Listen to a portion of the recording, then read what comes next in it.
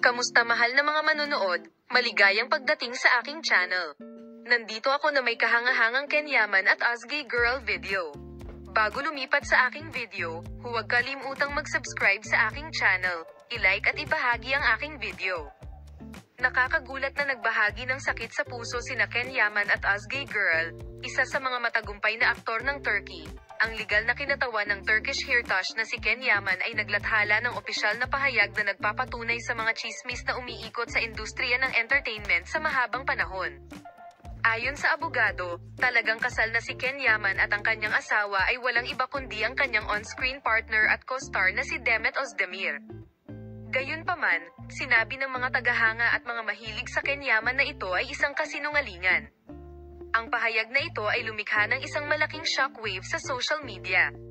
At ang napakasikat na aktor na si Kenyaman, hanggang sa puntong idineklara niyang hindi totoo ang relasyon nila ni Demet Özdemir at magkaibigan lang sila tulad ni Osgay Girl. Ang chemistry sa pagitan ng dalawang aktor ay kapansin-pansin na ang mga tagahanga nina Osgay Girl at Ken patuloy na nabuhay si Yaman na ganap na nakatuon sa pag-ibig ng dalawa. Galit na galit ang mga tagahanga nina Osgay Girl at Kenyaman sa balitang ito at nagdulot ito ng matinding sunog sa social media. Minamahal na mga manonood, mga tagahanga ng Osgay Girl at Kenyaman, ano ang palagay mo tungkol sa paksa? Maaari mong ibahagi ang iyong mga saloobin sa amin sa seksyon ng mga komento.